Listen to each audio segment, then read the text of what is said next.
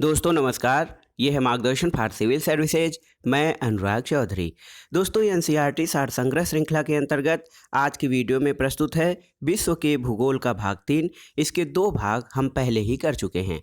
दोस्तों इस वीडियो में आज हम प्रमुख द्वीप, झीलें और जलप्रपात, जल संधियाँ, प्रमुख नहरें और बांध, वायुमंडल, चक्रवात, पवन और आर्द्रता तथा वन एवं जलवायु से संबंधित महत्वपूर्ण प्रश्नों को पढ़ेंगे।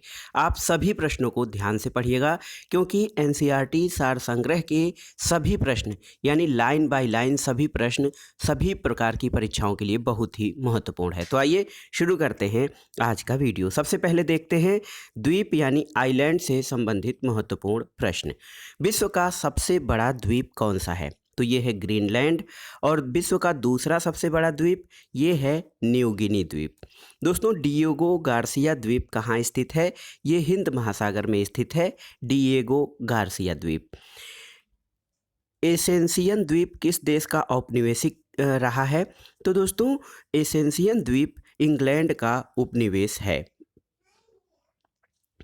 बॉक्स में देखिए एक महत्वपूर्ण तथ्य दिया गया है कि प्रशांत महासागरीय द्वीपों में सोलोमन द्वीप मेलेनेशिया द्वीप समूह में स्थित है।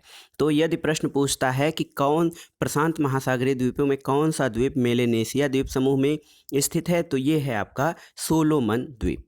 अगला प्रश्न है न्यू फाउंडलैंड द्वीप किस व्यवसाय के लिए प्रसिद्ध है? ये मत्स्य पालन या मत्स्य व्यवसाय के लिए। और फिजी द्वीप किस महासागर में स्थित है? फिजी प्रशांत महासागर में स्थित है। दोस्तों आपको जानकारी होगी कि फिजी में भारतीय मूल के लोग बहुत अधिक मात्रा में हैं। एल्यूशियन द्वीपों को संयुक्त राज्य अमेरिका ने किस देश से खरीदा है? तो 1867 में एल्यूशियन द्वीपों को रूस से अमेरिका ने खरीदा था। पूर्वी द्वीप समूह का कौन सा द्वीप 3 देशों में विभाजित है?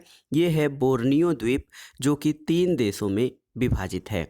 विश्व का सबसे बड़ा नदी द्वीप कौन सा है? तो ये है माजुली द्वीप जो ब्रह्मपुत्र नदी पर स्थित है असम में। तो दुनिया का सबसे बड़ा नदी द्वीप माजुली है जो ब्रह्मपुत्र नदी पर स्थित है।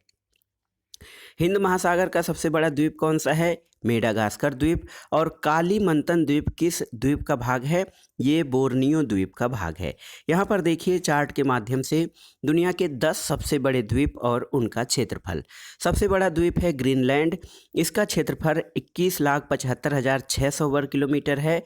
दूसरे स्थान पर है न्यू गिनी जो कि 7,85,753 वर्ग किलोमीटर है। बोर्नियो द्वीप तीसरे स्थान पर है दोस्तों, इसका क्षेत्रफल 7,48,168 वर्ग किलोमीटर। मेडागास्कर द्वीप जो कि हिंद महासागर का सबसे बड़ा द्वीप है, इसका क्षेत्रफल 5,87,713 वर्ग किलोमीटर है। बैफिन द्वीप 5वें स्थान पर है, 5,07,451 किलोमीटर। और छठे स्थान पर सुमात्रा द्वीप है जिसका कि क्षेत्रफल 4,43,066 वर्ग किलोमीटर है। होन्सु द्वीप जापान में स्थित है, ये 7वें क्रम का द्वीप है, इसका क्षेत्रफल 2,25,800 वर्ग किलोमीटर है। विक्टोरिया द्वीप 8वें स्थान पर है जिसका क्षेत्रफल 2,17,290 वर्ग किलोमीटर। ग्रेट ब्रिटेन दोस्तों एक द्वीप है, ये 9वें क्रम का द्वीप है जिसका क्षेत्रफल 2,09,331 वर्ग किलोमीटर। तथा एलेसमर द्वीप जो कि 10वें स्थान पर है, इसका क्षेत्रफल 1,96,236 वर्ग किलोमीटर है। अगला प्रश्न देखते हैं मॉरिशस द्वीप किस महासागर में स्थित है? मॉरिशस दक्षिण हिंद महासागर में है। जापान का सबसे बड़ा द्वीप कौन सा है? तो होन्सु द्वीप जापान का सबसे बड़ा द्वीप है। चीन से मकाओ द्वीप का स्थानांतरण किस वर्ष हुआ था? वर्ष 1999 में। बोली एरिक द्वीप समूह किस सागर में स्थित है? दोस्तों ये भूमध्य सागर में स्थित है, तो याद रखिएगा बेली एरिक द्वीप समूह भूमध्य सागर में स्थित है। किस महाद्वीप को द्वीपीय महाद्वीप कहा जाता है? तो ये है ऑस्ट्रेलिया। दोस्तों ऑस्ट्रेलिया महाद्वीप को द्वीपीय महाद्वीप कहा जाता है। यहाँ पर देखिए कुछ प्रमुख द्वीप और उनकी अवस्थिति दर्शाई गई है, तो आप इसको तैयार कर लीजिए। सेशेल्स द्वीप हिंद महासागर में स्थित है। फेरो द्वीप उत्तरी अटलांटिक महासागर में। न्यू फाउंडलैंड ये उत्तर पश्चिमी अटलांटिक महासागर में। हवाई द्वीप प्रशांत महासागर में है। कोर्सिका भूमध्य सागर में। क्यूबा कैरोबियन सागर में। तस्मानिया दोस्तों दक्षिण पश्चिम प्रशांत महासागर में है। आइसलैंड आर्कटिक महासागर में है। साइप्रस द्वीप भूमध्य सागर में। एसेंशियन द्वीप ये दक्षिणी अटलांटिक महासागर में तथा वैंकूवर द्वीप उत्तरी प्रशांत महासागर में स्थित है। बहरीन द्वीप आपकी फारस की खाड़ी में है। एलुशियन द्वीप प्रशांत महासागर में। बैफिन द्वीप बहुत ही महत्वपूर्ण है दोस्तों, बैफिन की एक खाड़ी भी है। बैफिन द्वीप आपका उत्तर अटलांटिक महासागर में है। बैंक द्वीप या बैंक आइलैंड ब्यूफोर्ट सागर में है। लिपारी द्वीप उत्तरी भूमध्य सागर में है। प्रिंस एडवर्ड द्वीप ये उत्तरी अटलांटिक महासागर में। क्वीन एलिजाबेथ द्वीप कनाडा और ग्रीनलैंड के मध्य है। सिसिली द्वीप दक्षिणी भूमध्य सागर में है। नौरू ये पश्चिमी प्रशांत महासागर में। फिजी द्वीप दक्षिण पश्चिमी प्रशांत महासागर में। सिसिली दक्षिण भूमध्य सागर में इटली में है। और ट्रिनिडाड और टोबैगो द्वीप कैरोबियन सागर में स्थित हैं। फाकलैंड द्वीप दक्षिणी अटलांटिक महासागर में है। मॉरिशस दक्षिण हिंद महासागर में। और कनारी द्वीप आपका उत्तरी अटलांटिक महासागर में स्थित है। तो ये विभिन्न अवस्थितियों में स्थित दुनिया के कुछ महत्वपूर्ण द्वीप थे जिनको तैयार करना बहुत ज़रूरी है। दोस्तों जापान के 4 प्रमुख द्वीप हैं, उनका क्षेत्रफल के आधार पर जो अवरोही क्रम है उसको इस प्रकार आप देख सकते हैं। सबसे बड़ा द्वीप होन्शु है, उसके बाद होक्काइडो, फिर क्यूशु और शिकोकू। तो होन्शु याद रखिएगा, होन्शु सबसे बड़ा द्वीप है और शिकोकू सबसे छोटा द्वीप है। अब आइए देखते हैं प्रमुख झीलें और जलप्रपात से संबंधित। तो दोस्तों झीलों के कुछ प्रकार होते हैं। निर्माण प्रक्रिया के आधार पर, जल की प्रकृति के आधार पर और उत्पत्ति के आधार पर, यानी झीलों का वर्गीकरण 3 प्रकार से किया जाता है। निर्माण प्रक्रिया के आधार पर देखा जाए तो झीलें 2 प्रकार की होती हैं, प्राकृतिक झीलें और कृत्रिम झीलें। और जल की प्रकृति के आधार पर देखा जाए तो दोस्तों आप जानते हैं खारे पानी की झीलें होती हैं और मीठे पानी की झीलें। और उत्पत्ति के आधार पर जो तीसरा प्रकार है उसके आधार पर देखा जाए तो झीलों के कई प्रकार हैं, जैसे भूकंप निर्मित झील, वलन से निर्मित झील, भ्रंशन द्वारा निर्मित झील, दरार घाटी की झील, हिमानी झील, गोखुर झील, जलोढ़ झील और डेल्टा झील। तो आप समझ गए कि झीलों का प्रकार या झीलों का वर्गीकरण किस प्रकार से किया गया है। दोस्तों दुनिया में ताजे पानी की सबसे बड़ी झील कौन सी है? ये सुपीरियर झील है। और विश्व की सर्वाधिक गहरी झील बैंकाल झील है जो कि रूस में स्थित है। इसकी गहराई 1642 मीटर है। विक्टोरिया जलप्रपात किस नदी पर है? ये जाम्बेजी नदी पर है। और नियाग्रा फाल दोस्तों कनाडा और संयुक्त राज्य अमेरिका के मध्य उसकी सीमा पर स्थित है। अगला प्रश्न बहुत ही महत्वपूर्ण है। क्षेत्रफल और आयतन के आधार पर खारे जल की विश्व की सबसे बड़ी झील कौन सी है? ये कैस्पियन सागर है। और प्रसिद्ध अंगुली नुमा झीलें यानी फिंगर लेक्स किस देश में स्थित हैं? तो फिंगर लेक्स संयुक्त राज्य अमेरिका में स्थित है। फिंगर लेक्स 11 झीलों का समूह है। दुनिया का सबसे ऊंचा जलप्रपात कौन सा है? ये है एंजल जलप्रपात। और ग्रेट साल्ट लेक किस श्रेणी की झील है? तो ये दरार घाटी या रिफ्ट वैली की झील है, ग्रेट साल्ट लेक। दोस्तों दुनिया के सर्वोच्च जलप्रपातों के बारे में देखते हैं। तो एंजल जलप्रपात है, ये वेनेजुएला में है। और देखिए टुगेला जलप्रपात दक्षिण अफ्रीका में है। योसेमाइट संयुक्त राज्य अमेरिका में है। सदरलैंड जलप्रपात न्यूजीलैंड में है। और बोली मोब्बी ये ऑस्ट्रेलिया में स्थित है। इसी प्रकार गैवर्ने जलप्रपात फ्रांस में है। टाइसे फालेन नॉर्वे में, रिचेनबैक स्विट्जरलैंड में आपका है। और मर्डल्स फोसेन ये नॉर्वे में स्थित जलप्रपात है। और रिब्बन जलप्रपात संयुक्त राज्य अमेरिका में स्थित है। यहाँ पर देखिए क्षेत्रफल के आधार पर दुनिया की प्रमुख झीलों को दर्शाया गया है, वो झीलें और उनकी अवस्थिति। तो सबसे बड़ी झील कैस्पियन सागर है। ये कजाकिस्तान, रूस, तुर्कमेनिस्तान, अजरबैजान और ईरान में स्थित है। सुपीरियर झील कनाडा और संयुक्त राज्य अमेरिका में। विक्टोरिया झील दोस्तों युगांडा, केन्या और तंजानिया के मध्य स्थित है। और ह्यूरन झील कनाडा और संयुक्त राज्य अमेरिका में स्थित है। मिशिगन संयुक्त राज्य अमेरिका में। ग्रेट बियर और ग्रेट स्लेव झीलें कनाडा में स्थित हैं। ईरी झील कनाडा और संयुक्त राज्य अमेरिका में। विनीपेग कनाडा में। ओंटारियो कनाडा और संयुक्त राज्य अमेरिका में। लाडोगा झील रूस में स्थित है। और बाल्खस झील कजाकिस्तान में। याद रखिएगा, बालखस झील जो है आपका कजाकिस्तान में है, ओनेगा रूस में, आथाबास्का झील कनाडा में है, रेंडियर झील भी कनाडा में स्थित है। इसिक-कुल झील किर्गिस्तान में है, विनिपेग कनाडा में है, अल्बर्ट झील युगांडा और कांगो में स्थित है। दोस्तों देखिए, मनीटोबा झील कनाडा में है और ग्रेट साल्ट लेक जो है ये अमेरिका में स्थित है। उड झील कनाडा और संयुक्त राज्य की सीमा पर स्थित है।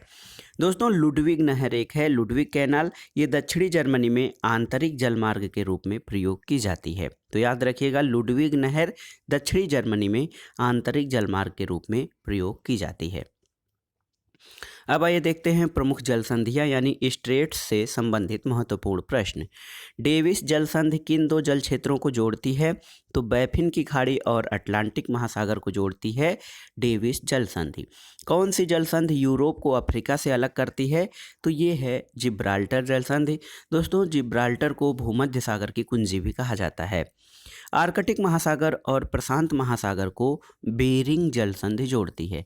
तो डेविस जल संधि बैफिन खाड़ी और अटलांटिक महासागर को जोड़ती है। और देखिए जिब्राल्टर जो है, जिब्राल्टर जल संधि यूरोप को अफ्रीका से पृथक करती है। इसके अलावा बेरिंग जल संधि जो है वो आर्कटिक महासागर और प्रशांत महासागर को जोड़ती है। बहुत बार परीक्षाओं में पूछा है, हार्मुज जल संधि कहाँ पर स्थित है? ये फारस की खाड़ी और ओमान की खाड़ी के मध्य है। एशिया को उत्तरी अमेरिका से कौन सा जल डमरू मध्य अलग करता है? ये है बेरिंग जल डमरू मध्य। दोस्तों 6 डिग्री चैनल यानी 6 डिग्री चैनल किन दो देशों को पृथक करता है? तो किन दो क्षेत्रों को? ये ग्रेट निकोबार और सुमात्रा, यानी ग्रेट निकोबार भारत में है, सुमात्रा इंडोनेशिया से पृथक करता है 6 डिग्री चैनल। इंग्लिश चैनल और उत्तरी सागर को कौन सी जल संधि जोड़ती है? यह है डोवर जल संधि। और यूनाइटेड किंगडम और फ्रांस को जोड़ने वाली सुरंग जो है वो डोवर जल डमरू मध्य से निकाली गई है। पाक जल डमरू मध्य किन दो जल राशियों के मध्य स्थित है? ये मन्नार की खाड़ी और बंगाल की खाड़ी में। लाल सागर को अदन की खाड़ी से कौन सी जल संधि जोड़ती है? ये है बाब अल मंडेब। तो याद रखिएगा, रेड सी जो है उसको अदन की खाड़ी से बाब अल मंडेब जल संधि जोड़ती है। यहाँ पर देखिए जल संधि और दुनिया की प्रमुख जल संधियाँ किनको जोड़ती हैं और उनकी स्थिति कहाँ है। देखिए मलक्का जल संधि ये अंडमान सागर और दक्षिणी चीन सागर को जोड़ती है, इंडोनेशिया और मलेशिया में स्थित है। पाक जल संधि या पाक स्ट्रेट ये मन्नार की खाड़ी और बंगाल की खाड़ी को जोड़ती है, भारत और श्रीलंका के मध्य स्थित है। सुंडा जल संधि बहुत ही महत्वपूर्ण है, जावा सागर और हिंद महासागर को जोड़ती है, ये इंडोनेशिया में है। यूकाटन स्ट्रेट मैक्सिको की खाड़ी और कैरोबियन सागर को जोड़ती है, मैक्सिको और क्यूबा के मध्य है। ओरंटो जल संधि एड्रियाटिक सागर और आयोनियन सागर को जोड़ती है, इटली और अल्बानिया के मध्य स्थित है। बाब अल मंडेब जल संधि ये अभी आपने पढ़ा है, लाल सागर और अदन की खाड़ी को जोड़ती है, यमन और जिबूती के मध्य है। और मोजाम्बिक चैनल हिंद महासागर में है, मोजाम्बिक और मेडागास्कर में स्थित है। नॉर्थ चैनल ये आयरिश सागर और अटलांटिक सागर को जोड़ता है, आयरलैंड इंग्लैंड में इसकी स्थिति है। नॉर्थ चैनल आपने देख लिया, आयरिश और अटलांटिक सागर। टॉरेस जल संधि बहुत ही महत्वपूर्ण है, ये आराफुरा सागर और पपुआ की खाड़ी को जोड़ता है, पपुआ न्यू गिनी और ऑस्ट्रेलिया इससे अलग होते हैं। बास जल संधि दोस्तों ये तस्मान सागर और दक्षिण सागर को जो है जोड़ता है, ऑस्ट्रेलिया में स्थित है। बेरिंग जल संधि बेरिंग सागर और चुकची सागर अलास्का और रूस के मध्य स्थित है। ये बास्पोरस जल संधि काला सागर और मरमरा सागर में तुर्की में स्थित है। इसके अलावा देखा जाए अगर जो डेविस जल संधि बहुत ही महत्वपूर्ण है, डेविस जल संधि बैफिन की खाड़ी और अटलांटिक महासागर को जोड़ती है, ग्रीनलैंड और कनाडा। डेनमार्क जल संधि उत्तरी अटलांटिक और आर्कटिक महासागर को, ग्रीनलैंड और आइसलैंड पृथक होते हैं इससे। डोवर जल संधि इंग्लिश चैनल और उत्तरी सागर को, इंग्लैंड और फ्रांस के मध्य है। और फ्लोरिडा जल संधि मैक्सिको की खाड़ी और अटलांटिक महासागर को जोड़ती है, जो संयुक्त राज्य अमेरिका और क्यूबा के मध्य स्थित है। हार्मुज जल संधि बहुत ही महत्वपूर्ण है, ये फारस की खाड़ी और ओमान की खाड़ी को जोड़ती है, ओमान और ईरान के मध्य स्थित है। हडसन जल संधि दोस्तों हडसन की खाड़ी और अटलांटिक महासागर को जोड़ती है, कनाडा में स्थित है। जिब्राल्टर जल संधि भूमध्य सागर और अटलांटिक महासागर को जोड़ती है, स्पेन और मोरक्को के मध्य है। मैगलन जल संधि आपका प्रशांत और दक्षिण अटलांटिक महासागर को जोड़ता है, चिली में स्थित है। ये देखिए फोविक्स जल संधि दक्षिणी प्रशांत महासागर में है, ये न्यूजीलैंड यानी दक्षिणी द्वीपों स्टीवर्ट द्वीप में स्थित है। और फार्मोसा जल संधि दक्षिणी चीन सागर और पूर्वी चीन सागर को जोड़ता है, चीन और ताइवान के मध्य स्थित है। तो ये प्रमुख जल संधियाँ थीं और ये किन जल राशियों को जोड़ती हैं और किन स्थलीय भागों को अलग करती हैं, इसमें उन महत्वपूर्ण जल संधियों की सूची दी गई है जो परीक्षाओं के लिए बहुत ही महत्वपूर्ण है। दोस्तों मलक्का जल संधि मलेशिया और सुमात्रा द्वीप से पृथक करती है, मलेशिया को, और अंडमान सागर को दक्षिणी चीन सागर से जोड़ती है। तो याद रखिएगा, मलक्का जल संधि मलक्का को सुमात्रा द्वीप से अलग करती है और अंडमान सागर को दक्षिणी चीन सागर से जोड़ती है। अब आइए देखते हैं प्रमुख नहरें और बांध से संबंधित महत्वपूर्ण प्रश्नों को। पनामा नहर दोस्तों, पनामा नहर किन दो महासागरों को जोड़ती है? प्रशांत महासागर और कैरिबियन सागर को। किस नहर को एशिया और अफ्रीका महाद्वीप के मध्य की सीमा रेखा माना जाता है? स्वेज नहर को। और स्वेज नहर दोस्तों दुनिया की सबसे बड़ी पोतवाहक नहर है यानी वेसल कैरियर कैनाल। सू नहर किन दो झीलों को जोड़ती है? सुपीरियर और ह्यूरॉन को। और स्वेज नहर के जो है दोनों सिरों पर कौन सा पत्तन स्थित है?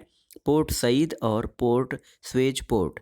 स्वेज नहर के दोनों सिरों पर पोर्ट सईद और स्वेज पोर्ट पत्तन स्थित हैं। दोस्तों पराना नदी पर निर्मित इतेपू बांध विश्व के सबसे बड़े बांधों में से एक है। यह ब्राज़ील और पराग्वे दो देशों की संयुक्त परियोजना है। तो याद रखिएगा, पराना नदी पर निर्मित इतेपू बांध। असवान उच्च बांध या असवान हाई डैम कहाँ स्थित है? ये मिस्र में नील नदी पर बनाया गया है। कील नहर किन दो सागरों को जोड़ती है? तो उत्तरी सागर और बाल्टिक सागर को जोड़ती है कील नहर। दोस्तों दुनिया का सबसे लंबा समुद्र सेतु कहाँ बनाया गया है? तो ये झिया जोजू की खाड़ी में बनाया गया है। विश्व का सबसे ऊंचा बांध कौन सा है? बक्स नदी पर निर्मित रोगन बांध जो कि ताजिकिस्तान में है, ये दुनिया का सबसे ऊंचा बांध है। यहाँ पर देखते हैं दुनिया के सबसे प्रमुख बांध और किस नदी पर है और कहाँ पर स्थित है। तो देखिए यहाँ पर नुरेक बांध ये बक्स नदी पर रूस में स्थित है। भाखड़ा सतलज नदी पर भारत में स्थित है। कुरोबोगावा कुरोबो नदी पर जापान में स्थित है। काबोराबासा जाम्बेजी नदी पर जाम्बिया में है। करीबाबाद जाम्बेजी नदी पर जाम्बिया में स्थित है। आसवान बांध आप जानते हैं नील नदी पर मिस्र में है। और अकोसोम्बो बांध ये बोल्टा नदी पर घाना में स्थित है। ग्रांड डिसेक्शंस ये डिक्सेंस नदी पर स्विट्जरलैंड में स्थित है। बैजोंट बांध बैजोंट नदी पर इटली में बनाया गया है। ओरोविले बांध फीदर नदी पर संयुक्त राज्य अमेरिका में है। और हूवर बांध कोलोराडो नदी पर संयुक्त राज्य अमेरिका में है।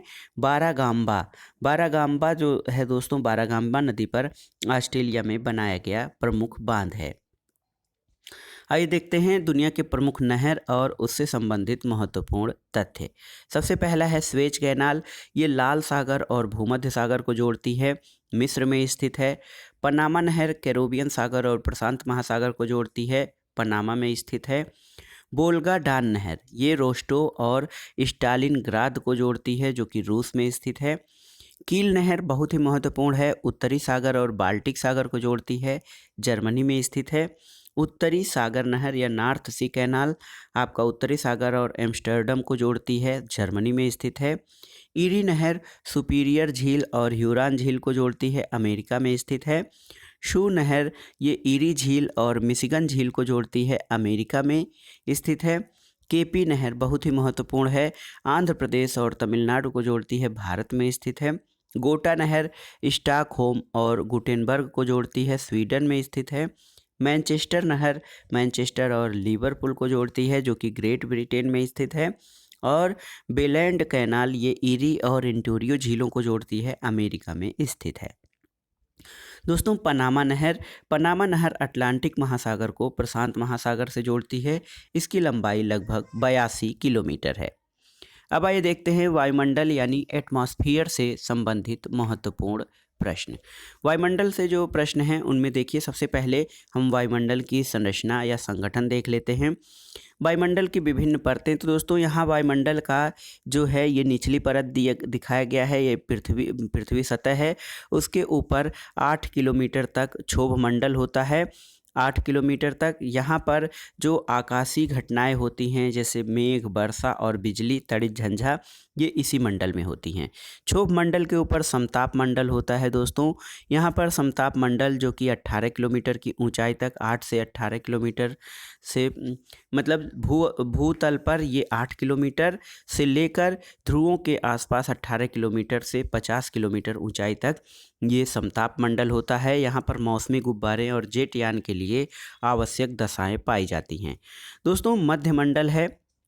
मध्यमंडल देखिए 50 किलोमीटर ऊंचाई से 80 किलोमीटर तक, और आयन मंडल 80 किलोमीटर से ऊपर तक होता है। उसके ऊपर बहिर्मंडल होता है जहां पर कृत्रिम उपग्रह छोड़े जाते हैं। ये 600 किलोमीटर से अधिक ऊंचाई पर होता है। दोस्तों पृथ्वी के चारों ओर व्याप्त गैसों का विशाल आवरण जो पृथ्वी का अंग है उसे चारों तरफ से घेरे हुए है, वायुमंडल कहलाता है। तो वायुमंडल पृथ्वी के चारों ओर विशाल गैसों का भंडार जिससे पृथ्वी घिरी हुई है, वायुमंडल या एटमॉस्फेयर कहलाता है। रासायनिक संगठन की दृष्टि से वायुमंडल को दो परतों में बांटा जाता है, एक सममंडल यानी होमोस्फीयर और एक विषम मंडल यानी हेट्रोस्फीयर। दोस्तों अधिकांश मौसमी गतिविधियां किस वायुमंडलीय परत में होती हैं? तो आपने देखा ट्रोपोस्फियर यानी क्षोभ मंडल में अधिकांश मौसमी गतिविधियां होती हैं। वायुमंडल की कौन सी परत विमानों की उड़ान के लिए आदर्श मानी जाती है? यह है समताप मंडल या स्ट्रेटोस्फियर। ओजोन परत वायुमंडल की किस परत में स्थित है? तो ओजोन लेयर दोस्तों समताप मंडल में स्थित होती है। और पृथ्वी की सतह से ओजोन मंडल की ऊंचाई कितनी है? ये लगभग 15 से 35 किलोमीटर पर ओजोन मंडल पाई जाती है। रेडियो तरंगों के परावर्तन के लिए वायुमंडल का कौन सा भाग उत्तरदायी है? ये है आयन मंडल जो कि रेडियो तरंगों के परावर्तन के लिए उत्तरदायी होता है। कौन सी अक्रिय गैस वायुमंडल में नहीं पाई जाती है? यह है रेडान। और वायुमंडल की कौन सी परत दूर संचार प्रणाली के लिए उत्तरदायी होती है? आयन मंडल। संचार उपग्रह या कम्युनिकेशन सैटेलाइट वायुमंडल के किस स्तर में स्थापित किए जाते हैं? तो ये दोस्तों बहिर्मंडल या एक्सोस्फीयर में स्थापित किए जाते हैं। पृथ्वी पर हिम से आच्छादित भूमि क्षेत्र सर्वाधिक सूर्यताप को परावर्तित करता है। तो दोस्तों जो बर्फ से ढके हुए क्षेत्र हैं ये सूर्यताप को सर्वाधिक परावर्तित करने वाला क्षेत्र होता है। पृथ्वी पर सबसे उच्चतम तापक्रम कहाँ पर रिकॉर्ड किए जाते हैं? ये 20 डिग्री उत्तरी अक्षांश में दुनिया में सर्वाधिक तापक्रम रिकॉर्ड किए जाते हैं। अगला प्रश्न है, साफ रातें मेघयुक्त रातों या साफ रातें बादल युक्त रातों की अपेक्षा अधिक ठंडी क्यों होती हैं? क्योंकि विकिरण की अनुपस्थिति के कारण। और वायुमंडल में ऑक्सीजन गैस की उपस्थिति कितने किलोमीटर की ऊंचाई तक पाई जाती है? लगभग 64 किलोमीटर तक। विद्युत आवेशित कणों की प्रधानता वायुमंडल की किस परत में पाई जाती है? आयनोस्फीयर यानी आयन मंडल में। और दोस्तों समताप मंडल में स्थित ओजोन परत का कार्य भूतल पर आने वाली परावैंगनी विकिरण या अल्ट्रावायलेट रेज को रोकना होता है। ओजोन परत के संरक्षण के लिए मॉन्ट्रियल प्रोटोकॉल पर किस वर्ष सहमति बनी थी? ये 1987 में। दोस्तों मॉन्ट्रियल कनाडा में स्थित है और मॉन्ट्रियल प्रोटोकॉल पर सहमति 1987 में बनी थी।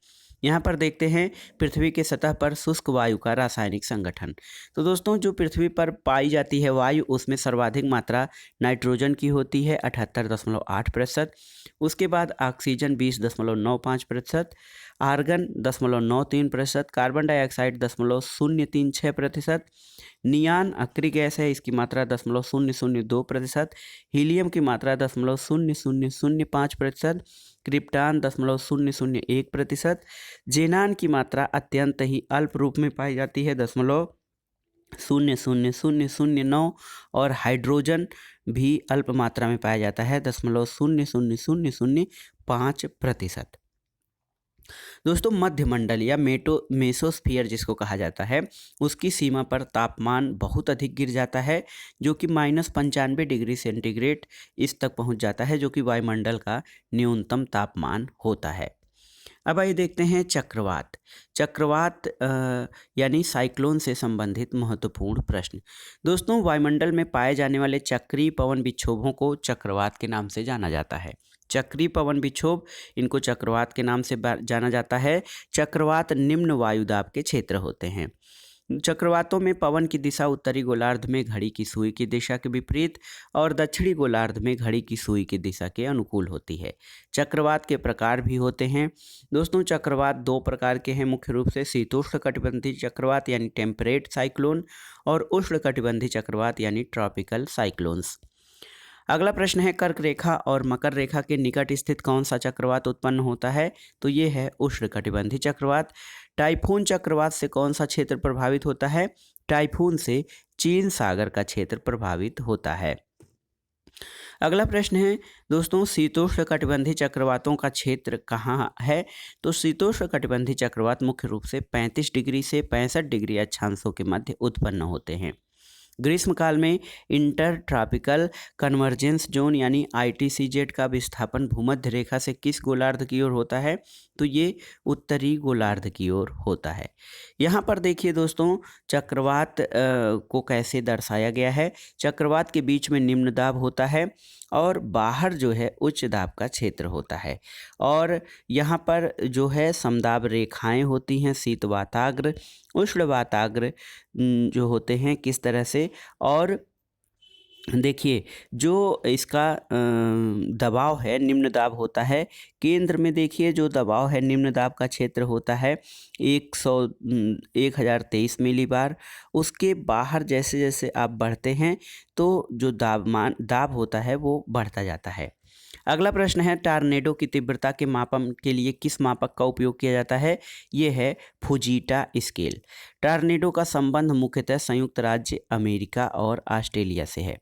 दोस्तों, टार्नेडो का संबंध जो है वो मुख्य रूप से संयुक्त राज्य अमेरिका और ऑस्ट्रेलिया से है। विली विली क्या है? तो विली विली उत्तरी पश्चिमी ऑस्ट्रेलिया का उष्णकटिबंधीय चक्रवात है। अगला प्रश्न है, तूफानों की निरंतर गति मापने के लिए किसका प्रयोग किया जाता है? तो निरंतर गति तूफानों की मापने के लिए साफिर सिम्पसन स्केल, साफिर सिम्पसन पैमाने का प्रयोग किया जाता है। अब आइए देखते हैं दुनिया के प्रमुख चक्रवात। 2016 में रोआनु चक्रवात बंगाल की खाड़ी में आया था और वर्दा चक्रवात बंगाल की खाड़ी में। 2017 में मोरा बंगाल की खाड़ी में, हार्वे मध्य टेक्सास संयुक्त राज्य अमेरिका में और मैथ्यू संयुक्त राज्य अमेरिका में आने वाला चक्रवात था। 2018 में तितली चक्रवात तूफान भारत में आया था। मेकुनु उत्तरी हिंद महासागर में, सामर सोमालिया गल्फ ऑफ एडन में, लुबान चक्रवात अरब समुद्र में, गाजा गल्फ ऑफ आइलैंड में, हरिकेन माइकल संयुक्त राज्य अमेरिका में, टाइफून यूतू फिलीपींस में, हरिकेन वालाका हवाई द्वीप में प्रशांत महासागर में आया था। 2019 में पाबुक थाईलैंड, म्यांमार और अंडमान द्वीप समूह में आया था और ओवेन ऑस्ट्रेलिया में। 2020 में जो चक्रवात आए, क्लाडिया पश्चिमी इंडोनेशिया में, टीनो फिजी और तुवालो में, डेमियन उत्तरी ऑस्ट्रेलिया में, उवेसी वनुआतु न्यूजीलैंड में और फर्डिनेंड सुंडा द्वीप में, हेराल्ड मेडागास्कर में, और देखिए वोंग फांग ये फिलीपींस और ताइवान में। अम्फान बहुत ही महत्वपूर्ण है, अम्फान चक्रवात भारत, बांग्लादेश और श्रीलंका में आया था तथा आर्थर चक्रवात उत्तर अमेरिका में। अगला प्रश्न है, बैरोमीटर में पारे के स्तर की अचानक गिरावट किसका सूचक है? तो तूफान आने का। और शीतोष्णकटिबंधीय चक्रवात उत्तरी गोलार्ध में कब उत्पन्न होते हैं? ये केवल शीत ऋतु में उत्पन्न होते हैं। भारत में चक्रवाती पूर्वानुमान की जानकारी कौन देता है? क्षेत्रीय विशेष मौसम विज्ञान केंद्र जो कि नई दिल्ली में स्थित है, ये चक्रवाती पूर्वानुमान की जानकारी देता है। चक्रवात के केंद्र को किस नाम से जाना जाता है? तो इसे आई ऑफ साइक्लोन यानी चक्रवात की आंख के नाम से जाना जाता है। दोस्तों, उष्णकटिबंधीय चक्रवात या ट्रॉपिकल साइक्लोन उत्तरी दक्षिणी गोलार्ध में 5 डिग्री से 30 डिग्री अक्षांशों के मध्य उत्पन्न होते हैं। अगला प्रश्न है, संयुक्त राज्य अमेरिका के किस क्षेत्र को टार्नेडो एली कहा जाता है? तो ये मिसिसिपी मिसौरी घाटी को टार्नेडो एली कहा जाता है। ये क्षेत्र संयुक्त राज्य अमेरिका में स्थित है। अगला है दोस्तों, चक्रवात केंद्र में निम्न दाब जबकि परिधि की ओर उच्च दाब की स्थिति होती है, और प्रति चक्रवात में चक्रवात के केंद्र में उच्च दाब होता है और बाहर की ओर निम्न दाब की स्थिति होती है। अब आइए देखते हैं पवन एवं आर्द्रता यानी विंड्स एंड ह्यूमिडिटी से संबंधित महत्वपूर्ण प्रश्न। दक्षिणी गोलार्ध में हवाओं के बाईं ओर विचलन का कारण क्या है? तो ये कारण है पृथ्वी का घूर्णन। चालीसा पवनें किस महासागर में प्रवाहित होती हैं? हिंद महासागर में। और उच्च दाब क्षेत्र से भूमध्य रेखा की ओर चलने वाली पवनें कौन सी पवन कहलाती हैं?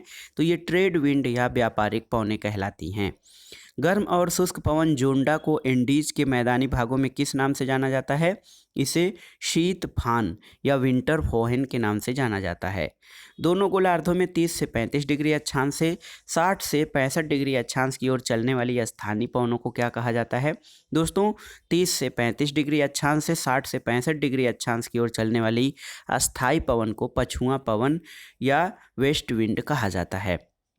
अगला, संयुक्त राज्य अमेरिका के मध्य मैदानों पर चिनूक हवाओं के प्रभाव से सर्दियों में तापमान बढ़ जाता है। यहाँ पर देखिए, कोरियालिस बल की खोज किसने की थी? जी कोरियालिस ने कोरियालिस बल की खोज की थी। सिरोको पवन प्रभाव से होने वाली वर्षा को किस नाम से जाना जाता है? इसे रक्त वर्षा कहा जाता है। और स्थानीय पवनें दोस्तों जो होती हैं वो ग्रीष्म ऋतु के 6 माह समुद्र से स्थल की ओर चलती हैं और शीत ऋतु के 6 माह स्थल से समुद्र की ओर चलती हैं। तो याद रखिएगा, स्थानीय पवनें ग्रीष्म ऋतु के 6 महीने समुद्र से स्थल की ओर और शीत ऋतु के 6 महीने स्थल से समुद्र की ओर चलती हैं। डॉक्टर हवा या डॉक्टर विंड को किस नाम से जाना जाता है? ये हरमट्टन पवन को डॉक्टर विंड के नाम से जाना जाता है। रोन नदी से भूमध्य सागर तक प्रवाहित होने वाली मिस्ट्रल किस प्रकार की पवन है? ये ठंडीय ध्रुवीय पवन है। दक्षिणी गोलार्ध या साउदर्न हेमिस्फीयर में 40 से 65 डिग्री अक्षांश के मध्य पछुआ पवन की प्रचंडता को 40 डिग्री अक्षांशों के समीप गरजती चालीसा, 50 डिग्री अक्षांशों के समीप प्रचंड पचासा और 60 डिग्री अक्षांशों के समीप चीखती साठा के नाम से जाना जाता है।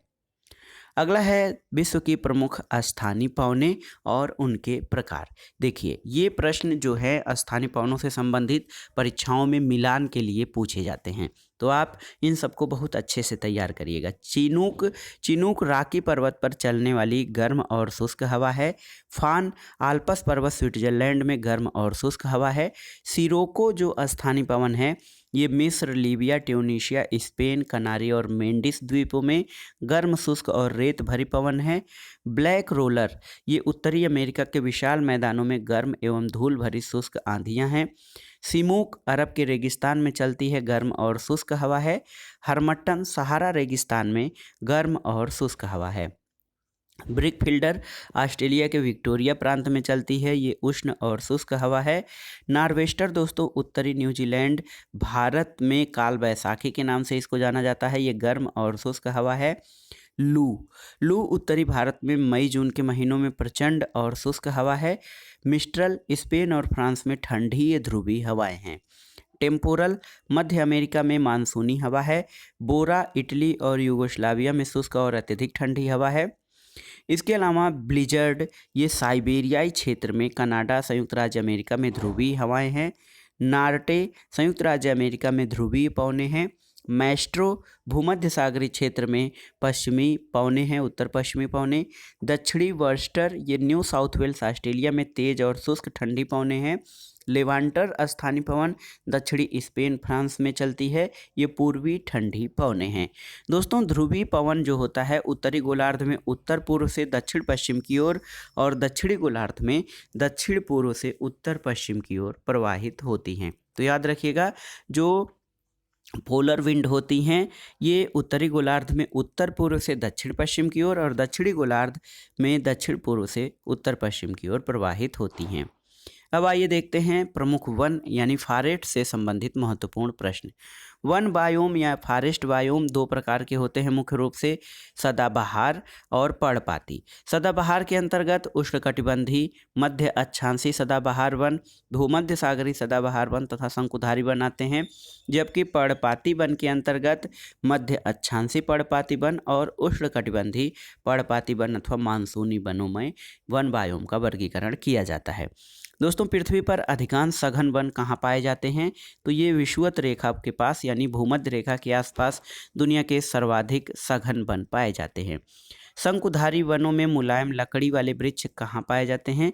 तो दोस्तों, शंकुधारी वन जो होते हैं वहाँ पर सॉफ्ट वुड वाले वृक्ष पाए जाते हैं और ये वन उच्च अक्षांशों पर पाए जाते हैं जहाँ पर ऊंचाई अधिक होती है और बर्फ आदि गिरती है। वैश्विक वन क्षेत्र में किसके विस्तार की प्रसन्नता सर्वाधिक है? तो ये है शीतोष्ण शंकुधारी वृक्ष, इनका प्रतिशत सर्वाधिक है। अगला है दोस्तों, विस्तृत उष्णकटिबंधीय वर्षा वन जो होते हैं ये कहाँ पाए जाते हैं? कांगो घाटी में। और विषुवतीय प्रदेशों और उष्णकटिबंधीय तटीय प्रदेशों में भारी वर्षा और उच्च तापमान की दशा में अत्यधिक सघन, ऊंचे और विश्व के सर्वाधिक महत्वपूर्ण जैव संपदा वाले उष्णकटिबंधीय सदाहरित वन पाए जाते हैं। तो उष्णकटिबंधीय सदाहरित वन ये विषुवतीय प्रदेशों और उष्णकटिबंधीय तटीय प्रदेशों में पाए जाते हैं जहाँ पर अत्यधिक उच्च तापमान और भारी वर्षा होती है। दुनिया के सबसे बड़े और घने वन किस देश में पाए जाते हैं? ब्राज़ील में। विश्व में ईंधन काष्ठ का सबसे बड़ा उत्पादक देश कौन सा है? इंडोनेशिया। डेलबर्जिया प्रजाति किस वनस्पति से संबंधित है? तो डेलबर्जिया शीशम से संबंधित है। मुलायम लकड़ी और लकड़ी की लुगदी का सबसे बड़ा उत्पादक और निर्यातक देश कौन सा है? ये है कनाडा। भूमध्य सागरीय वन किस उत्पाद के लिए प्रसिद्ध हैं? ये खट्टे फलों यानी सिट्रस फलों के लिए, खट्टे रसदार फलों के लिए भूमध्य सागरीय वन प्रसिद्ध हैं। टुंड्रा प्रदेश का मुख्य खाद्य पदार्थ क्या है? ये है सील मछली। सील मछली टुंड्रा प्रदेश का मुख्य खाद्य पदार्थ है। अब आइए देखते हैं दोस्तों विश्व के वनों का वर्गीकरण। तो ये देखिए वन के प्रकार, वर्षा की मात्रा, वहाँ पाई जाने वाली प्रमुख वनस्पतियाँ और उनके बारे में कुछ महत्वपूर्ण तथ्यों के बारे में हम जानेंगे। वन के प्रकार दोस्तों, उष्णकटिबंधीय सदाबहार और अर्ध सदाबहार वन, जहाँ पर वर्षा 200 सेंटीमीटर से अधिक होती है वहाँ पाए जाते हैं। इस प्रकार के वनों में एबिनो, सिनकोना, कैल, महोगनी, रोजवुड और साइडर के वृक्ष पाए जाते हैं। ये वन अति सघन होते हैं। इन पर सूर्य का प्रकाश धरातल तक नहीं पहुंच पाता है और अपनी पत्तियां अलग अलग समय पर गिराते हैं, इसलिए ये वन वर्ष भर हरे भरे रहते हैं। इसी प्रकार उष्णकटिबंधीय आर्द्र और शुष्क पर्णपाती वन, जहाँ पर वर्षा 100 से 200 सेंटीमीटर तक होती है, उन क्षेत्रों में पाए जाते हैं। इसमें सागौन, साल, शीशम, पीपल, नीम, बेल, अमलतास और पलास के वृक्ष हैं। इन वनों के पेड़ अपने पत्ते एक नियत समय में गिराते हैं। पर्वतीय वन, पर्वतीय वनों में दोस्तों देवदार, चीड़, पाइन, स्प्रूस और लार्च के वृक्ष पाए जाते हैं। ये शंक्वाकार वृक्ष होते हैं ताकि पत्तियों पर बर्फ जो है न ठहर पाए। कटीले या मरुस्थली वन, जहाँ पर वर्षा 60 से 100 सेंटीमीटर या 40 सेंटीमीटर से कम होती है। इस प्रकार में नागफनी, कटीली झाड़ियाँ, खजूर, खैर, बबूल, नीम और कीकड़ के वृक्ष पाए जाते हैं। इन पौधों की जड़ें लंबी और पत्तियाँ छोटी और कांटेदार होती हैं। सवाना वन, जहाँ पर वर्षा 40 से 60 सेंटीमीटर होती है, वहाँ पर पाए जाते हैं। यहाँ पर छोटे छोटे वृक्षों के साथ घास के मैदान भी पाए जाते हैं और यहाँ की जलवायु अर्धशुष्क और उष्णकटिबंधीय होती है। दोस्तों मैंग्रोव वन, मैंग्रोव वन समुद्र तटीय क्षेत्रों में पाए जाते हैं, जो कि यहाँ पर सुंदरी पेड़ों के वृक्ष पाए जाते हैं और खारे पानी में भी जीवित रह सकते हैं। अगला है मध्य अक्षांशों में महाद्वीपों के पश्चिमी सीमांतों पर शीतकालीन वर्षा वन प्रदेशों में भूमध्य सागरीय वन पाए जाते हैं। अब आइए देखते हैं दोस्तों जलवायु यानी क्लाइमेट से संबंधित महत्वपूर्ण प्रश्न। तो यहाँ पर देखिए किस प्रकार से जो है जलवायु का वर्गीकरण किया गया है। देखिए यहाँ पर शीत कटिबंधीय प्रदेश, शीतोष्ण कटिबंधीय प्रदेश, उपोष्ण कटिबंधीय प्रदेश, उष्ण कटिबंधीय प्रदेश और भूमध्य रेखीय या विषुवत रेखीय प्रदेश। तो दोस्तों 0 से 10 डिग्री उत्तर दक्षिणी जो अक्षांश होते हैं वहाँ पर विषुवत रेखीय जलवायु पाई जाती है और इन क्षेत्रों को विषुवत रेखीय प्रदेश कहा जाता है। 10 डिग्री से 30 डिग्री उत्तरी और दक्षिणी अक्षांश में देखिए मानसूनी जलवायु पाई जाती है, सूडान या सवाना तुल्य जलवायु, और इसके अलावा यहाँ पर मरुस्थलीय जलवायु पाई जाती है, जिसके कारण इस क्षेत्र को उष्णकटिबंधीय प्रदेश कहा जाता है। 30 से 45 डिग्री उत्तरी और दक्षिणी अक्षांशों में चीन तुल्य जलवायु पाई जाती है और इसको उपोष्णकटिबंधीय प्रदेश कहा जाता है। 45 से 65 डिग्री उत्तरी दक्षिणी जो क्षेत्र होता है, यहाँ पर ध्रुवीय जलवायु का जो नाम है लारेशियन जलवायु, साइबेरियन जलवायु या ब्रिटिश तुल्य जलवायु, इन क्षेत्रों को शीतोष्णकटिबंधीय प्रदेश कहा जाता है। और 65 डिग्री से 90 डिग्री अक्षांशों में जो है ध्रुवीय जलवायु यहाँ पर पाई जाती है, जिनको कि शीतकटिबंधीय प्रदेश कहा जाता। तो यहाँ पर एक चार्ट के माध्यम से विभिन्न जलवायु प्रदेशों को दर्शाया गया है कि किस प्रकार से अक्षांशों में परिवर्तन के आधार पर जलवायु में परिवर्तन होता है। अगला प्रश्न है दोस्तों, पृथ्वी के अधिकांश भाग पर किस प्रकार की जलवायु का विस्तार है? तो ये शुष्क जलवायु है। विश्व का सबसे ठंडा स्थान कौन सा है? बरखोयास्क। और भूमध्य सागरीय जलवायु या मेडिटेरेनियन क्लाइमेट किन अक्षांशों के मध्य पाई जाती है? ये भूमध्य रेखा से 10 डिग्री उत्तरी और दक्षिण में। एल नीनो और दक्षिणी दोलन अल्पकालिक जलवायु संबंधी भविष्य भारतीय उपमहाद्वीप में विरल क्षीण मानसूनी वर्षा से संबंधित है। तो एल नीनो और दक्षिणी दोलन ये अल्पकालिक जलवायु संबंधी भविष्य है जो भारतीय उपमहाद्वीप में विरल क्षीण मानसूनी वर्षा कराता है। कर्क और मकर रेखा के मध्य कौन सा जलवायु प्रदेश है? तो ये उष्णकटिबंधीय जलवायु प्रदेश है। नॉर्वे में किस ऋतु में वर्षा होती है? शीत ऋतु में। और अफ्रीका के उत्तरी और दक्षिणी तटीय प्रदेश में किस प्रकार की जलवायु पाई जाती है? भूमध्य सागरीय जलवायु। दोस्तों, भूमध्य सागरीय क्षेत्रों में भारी वर्षा कब होती है? तो भूमध्य सागरीय क्षेत्रों में भारी वर्षा शीत ऋतु में होती है। उष्णकटिबंधीय सवाना प्रदेश की जलवायु की मुख्य विशेषता निश्चित शुष्क तथा आर्द्र ऋतु है। कोपेन के जलवायु वर्गीकरण में 8 अक्षर किस जलवायु को निरूपित करता है? ये शुष्क जलवायु को। और विश्व का आर्द्रतम स्थान कौन सा है? ये मासिनराम जो कि मेघालय भारत में स्थित है, सर्वाधिक आर्द्रतम है और यहाँ पर सर्वाधिक वर्षा भी होती है। कोपेन को CS जलवायु किन क्षेत्रों में पाई जाती है? ये भूमध्य सागरीय क्षेत्रों में पाई जाती है। दोस्तों, भूमध्य सागरीय जलवायु किन अक्षांशों के मध्य पाई जाती है? ये 30 डिग्री से 45 डिग्री उत्तरी पश्चिम में भूमध्य सागरीय जलवायु पाई जाती है। और वर्षा की मात्रा किस पर निर्भर करती है? वायुमंडल की नमी पर वर्षा की मात्रा निर्भर करती है। अगला है कोपेन का जलवायु वर्गीकरण, जलवायु के प्रकार और उनके लिए संकेत अक्षर क्या हैं? तो उष्णकटिबंधीय आर्द्र जलवायु के लिए AF, उष्णकटिबंधीय मानसूनी जलवायु AM, उष्णकटिबंधीय आर्द्र और शुष्क जलवायु AW, उष्णकटिबंधीय स्टेपी जलवायु BSH, उष्णकटिबंधीय मरुस्थलीय जलवायु के लिए BWH, मध्य अक्षांशीय स्टेपी जलवायु के लिए BSK, मध्य अक्षांशीय शीत मरुस्थलीय जलवायु के लिए VWK, पश्चिमी यूरोपीय तुल्य जलवायु यानी CF, और भूमध्य सागरीय जलवायु CS, चीन तुल्य जलवायु CW और शीतार्द्र जलवायु DF तथा शीतार्द्र जलवायु DW, टुंड्रा जलवायु को ET और ध्रुवीय हिमटोपी को EF से प्रदर्शित किया गया है कोपेन के जलवायु वर्गीकरण के अंतर्गत प्रमुख जलवायु क्षेत्रों को। दोस्तों, विषुवत रेखा के निकट वर्ष भर भारी वर्षा होती है जिससे जलवायु उष्ण और आर्द्र रहती है और वहाँ पर सघन वनस्पति पाई जाती है। आइए देखते हैं वैश्विक जलवायु का वर्गीकरण। विषुवत रेखीय जलवायु प्रदेश जो होते हैं यहाँ पर संवहनीय वर्षा लगभग 200 सेंटीमीटर पूरे वर्ष होती है और वर्ष भर उच्च तापमान होता है। यहाँ पर एबोनी, सिनकोना, रबर, बांस और महोगनी के वृक्ष पाए जाते हैं। उष्णकटिबंधीय मानसूनी जलवायु प्रदेश में तापमान मौसम के अनुसार बदलता रहता है। गन्ना, कपास, चाय, कहवा और खाद्यान्न फसलें उष्णकटिबंधीय मानसूनी जलवायु प्रदेशों में उगाई जाती हैं। सबाना तुल्य जलवायु प्रदेश, यहाँ पर वर्ष भर उच्च तापमान लेकिन ग्रीष्म ऋतु की तुलना में शीत ऋतु में सूर्य की किरणें हल्की तिरछी पड़ती हैं और कम ऊंचाई के वृक्षों सहित घास के वृहद मैदान सवाना तुल्य जलवायु प्रदेश में पाए जाते हैं।